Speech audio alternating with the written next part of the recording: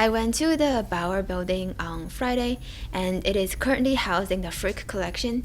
Before that, it was part of the Metropolitan Museum, and before that, it was built for Whitney Museum.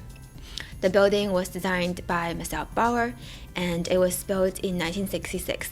If you want to compare it time-wise, it is designed right after 2W Hotel that we talked about in this video, and it was designed before Geisel Library, which we talked about in this other video. Marcel Breuer is a Hungarian architect. He was one of the few students that actually attended Bauhaus. You might know him from this chair that he designed. Back to the building.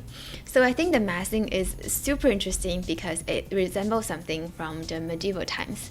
You can almost imagine the museum itself being like a fortress, a very solid fortress. And there is this moat that is a sunken garden in this case, but usually is a river. And then you have this drawbridge connecting the pedestrian level to the fortress level. And even these trapezoidal, strangely shaped, very angled windows are similar to arrow slit that we can see in fortresses.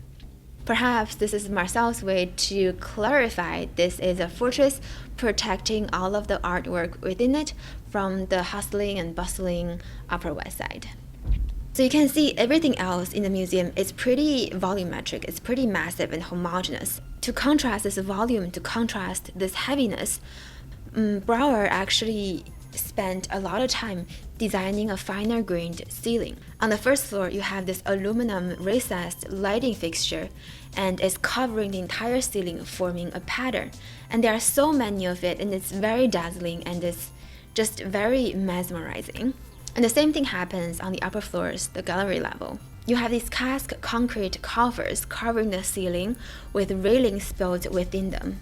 You can use these railings to install temporary panels to part up the large space. The scale of these coffers are something around 1 foot by 1 foot, a lot smaller and a lot denser than the rest of the space.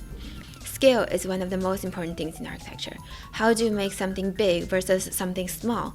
And how do you make them complement each other and exist harmoniously in the space and make the space even more interesting? That comes to talent of the architect. I think this building did a great job contrasting big volumes against pretty dainty details and provided the visitors a richer architectural experience. So check it out!